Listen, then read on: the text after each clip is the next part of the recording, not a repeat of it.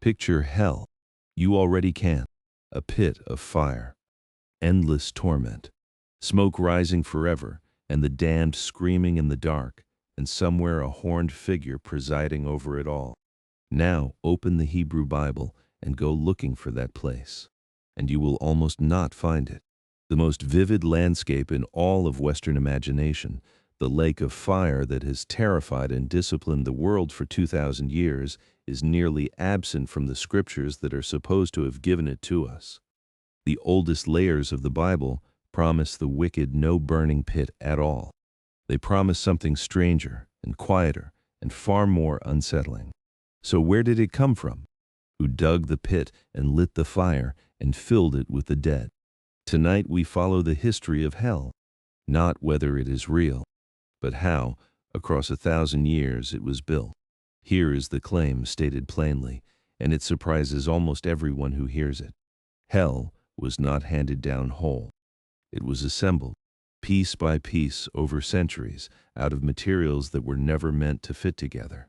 A silent underworld borrowed from Israel's neighbors. A real cursed valley outside the walls of Jerusalem.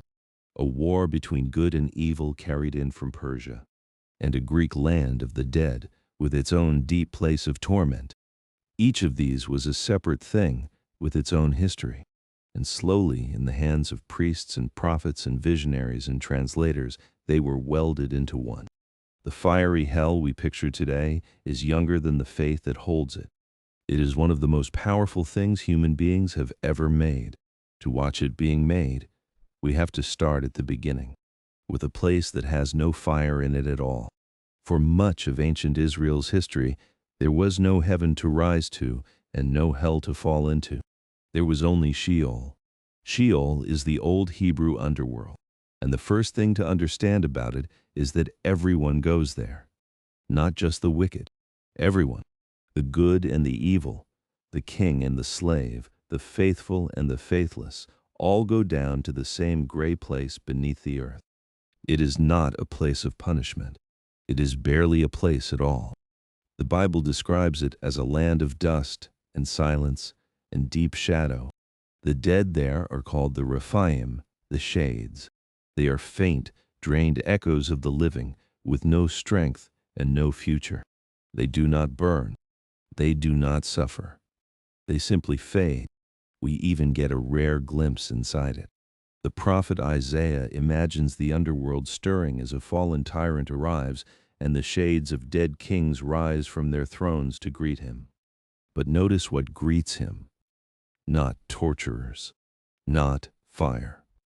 Only other faded ghosts, as weak and ruined now as he is. Maggots are his bed, and worms his covering. It is a grim picture, but it is not a punishment. It is the great leveling of death, where the mighty become as powerless as everyone else. Listen to how the Hebrew writers speak of it, and you can hear the bleakness. One psalm says that in death there is no remembrance of God, and asks, in Sheol, who can give you praise? Another says flatly that the dead do not praise the Lord, nor do any who go down into silence. The book of Ecclesiastes is harsher still. The living know that they will die, it says, but the dead know nothing at all. They have no more reward, and even the memory of them is forgotten. This is not a threat. It is a kind of gray honesty. The earliest Hebrews did not expect fire and did not expect paradise. They expected the silence of the grave, shared by everyone alike.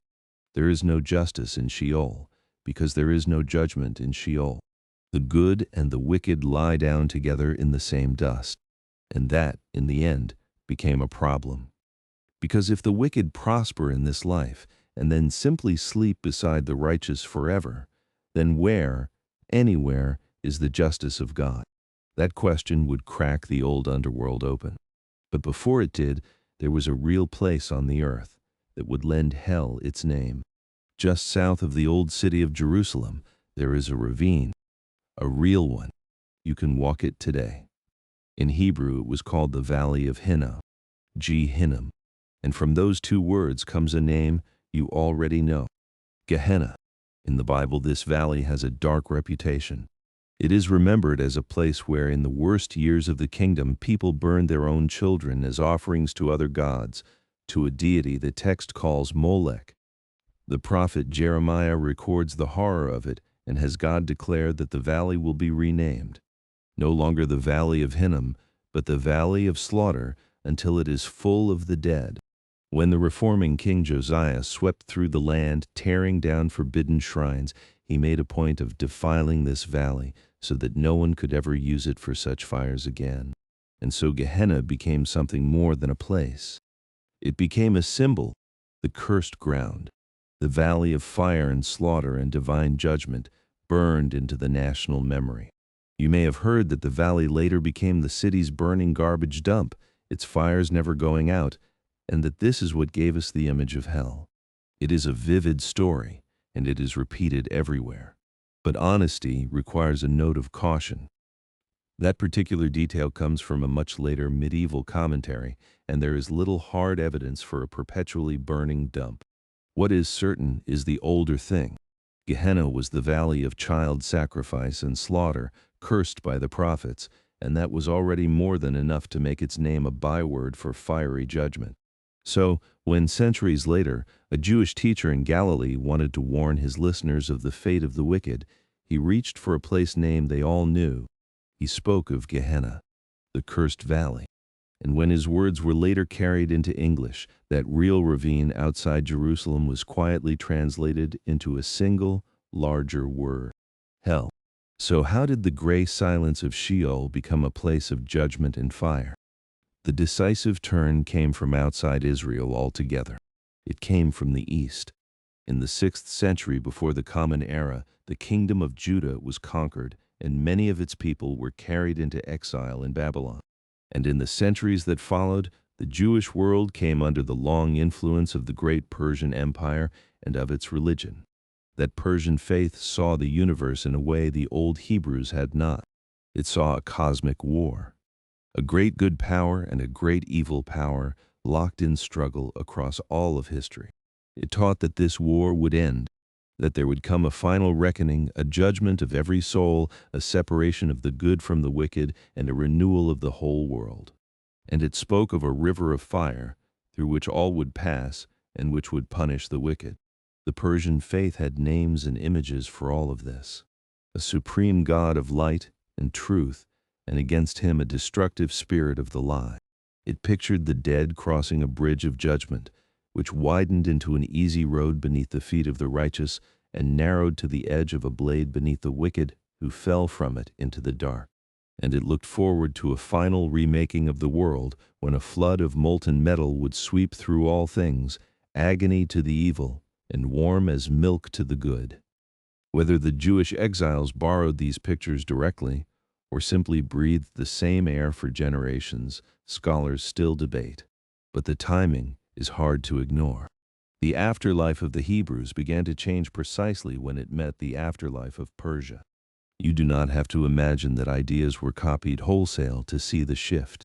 In the contact between these worlds, something in the Jewish imagination changed. The afterlife began to divide. The single gray destination of Sheol began, slowly, to split in two. One fate for the righteous, another darker fate for the wicked. We can watch the hinge turn inside the Bible itself in one of its very latest books. In the book of Daniel, written in a time of brutal persecution, we find a promise that the older scriptures never made. Many of those who sleep in the dust of the earth shall awake, some to everlasting life, and some to shame and everlasting contempt. Read that slowly. The dead who once all slept the same sleep will now be raised and divided. Reward for some, lasting disgrace for others.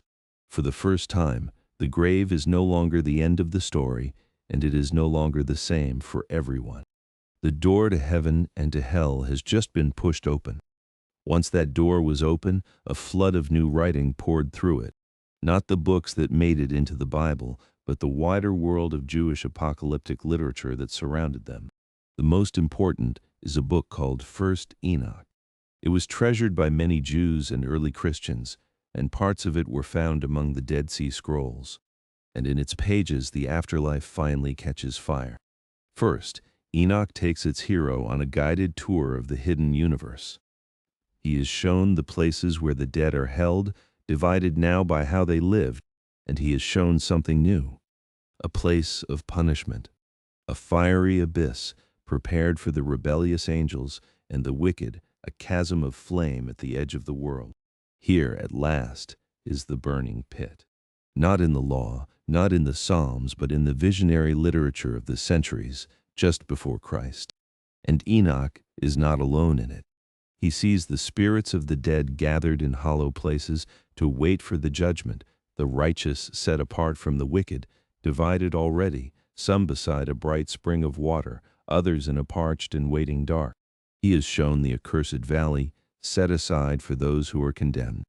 Other writings of the same age pressed the vision further still, describing furnaces of flame and the smoke of torment rising up forever. The gray democracy of Sheol, where all had shared one fate, was being replaced by something sordid and supervised and burning. This is where the raw materials of hell are gathered into one place. The judgment borrowed from the east, the fire long associated with Gehenna, the dividing of the dead first promised in Daniel. The apocalyptic writers fused them into vivid, terrifying scenes. And those scenes were the world that the first Christians were born into. By the time of Jesus, many Jews already took for granted what their ancestors never had: a coming judgment, a resurrection of the dead, and a fiery fate for the wicked. While the fire was coming from the east, another stream was flowing in from the west, from Greece. The Greeks had their own ancient land of the dead, ruled by a god named Hades, and in time his name became the name of the place itself. In the oldest Greek poems, Hades is a gloomy realm, not so different from Sheol. But Greek thought did not leave it there. The philosophers, above all Plato, transformed it. Plato taught that the soul is immortal and that it does not simply fade at death, but goes on to be judged. In his dialogues, he tells vivid myths of the afterlife, in which souls are sent to their reward or their punishment according to how they live. In one of the most famous, a soldier named falls in battle, journeys to the place of judgment, and returns to describe it. He tells of souls sent upward into reward, and others driven down to repay tenfold every wrong they had done. And the worst of all, the great tyrants are seized at the very mouth of the exit and dragged back down, never to leave. And deep below, in the lowest place, lies Tartarus, a pit of darkness and torment reserved for the very worst, for tyrants and the incurably wicked. The Greeks had built in thought a place of judgment under the earth. Now bring the two worlds together. In the centuries before Christ, the Hebrew scriptures were translated into Greek in a version called the Septuagint, and when the translators came to the word Sheol, they reached for the nearest Greek word. They wrote Hades. With a single choice of vocabulary, the quiet gray pit of the Hebrews was poured into the vessel of the Greek underworld, with all of its baggage of judgment and torment. The two underworlds became, in the minds of readers, one, and the deep pit Tartarus would even make its way by name into the Christian scriptures. By the time we reach the New Testament, all of these streams are flowing together at once, and so the texts speak of the fate of the wicked in many voices, not one. Jesus in the Gospels repeatedly warns of Gehenna, naming the cursed valley, and speaks of a fire that is not quenched. He warns of being cast into the outer darkness, where there will be weeping and gnashing of teeth. In one famous story, he describes a rich man who dies and finds himself in torment in the flames of Hades, separated from comfort by a great fixed chasm, begging for a single drop of water on his tongue. It is worth pausing on that story, because it is the closest the Gospels ever come to a map of the next world. The two men die. The poor man is carried to comfort at the side of Abraham. The rich man opens his eyes in torment below. Between them lies a gulf that no one can cross. Here are reward and punishment, fixed, immediate, and set side by side. And yet even this is told as a parable, a vivid story with a lesson, not a surveyor's chart of the underworld. A later letter speaks of rebellious angels chained in gloom, and uses the Greek word for Tartarus to name their prison. And at the very end of the Bible, the book of Revelation shows a final judgment and a lake of fire into which death itself and all the wicked are thrown. But notice what this is and what it is not. It is a gallery of powerful images drawn from every source we have traced. The valley, the darkness, the Greek underworld, the apocalyptic lake of fire. What it is not yet is a single, organized system. The New Testament gives us fragments of fire. It does not give us the detailed map. The map would be drawn later. And here is the turn, the moment the picture truly inverts. The hell that most people carry in their heads, the elaborate, eternal, precisely furnished hell, is largely not in the Bible at all. It was built afterward on top of the Bible over more than 1,000 years. In the centuries after the New Testament, Christian writers began to fill in the map. A text called the Apocalypse of Peter takes the reader on a tour of the damned, and for the first time we get the thing we now expect. Specific sinners, suffering specific matching torments in graphic and unforgettable detail. Liars hung by their tongues. The cruel burning in fire. It reads less like scripture and more like the blueprint of every hell that would follow. Later visions like the Apocalypse of Paul expanded the tour room by room, torture by torture. And then across the long centuries, the imagination of the church kept building. Theologians argued over whether the fire was real or spiritual, whether the torment was eternal, who exactly went there. Some of the early church's boldest minds, like Origen, dared to hope that the fire might one day burn itself out and that every soul in the end might be healed and brought home. Others hardened the doctrine instead. The towering Augustine insisted that the fire was literal and the torment everlasting, and it was his view that largely won. The mercy was debated and mostly lost. The flames were made eternal by argument in the centuries after the New Testament, and not before. Artists covered cathedral walls with the mouth of hell swallowing the damned, and at last a poet, Dante, gave it floors and architecture, 9 descending circles, each with its own punishment. A hell so vivid and so complete that we still see it through his eyes today. None of that detail is delivered in the Hebrew Bible.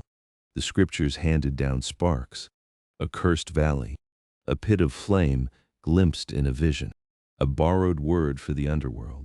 And on those sparks, generation after generation built the towering, burning cathedral of hell. So step back and look at what we have watched being made. It began with silence. A gray, shared underworld where everyone went down into the dust together and no fire ever burned. Then came a cursed valley outside Jerusalem, remembered for slaughter, whose very name became a word for judgment. Then a war between good and evil, carried in from the east, that split the dead at last into the saved and the damned. Then a Greek land of the dead, with its deep pit of torment, poured into the Hebrew underworld by a single act of translation. And then centuries of visionaries, theologians, painters, and poets, who took those scattered pieces and built them into the most detailed and frightening place in the human imagination. Hell, it turns out, has a history. It was not there in the beginning. It was made slowly by people trying to answer the oldest and hardest question of all. If God is just, then why do the wicked so often win? Hell was one answer.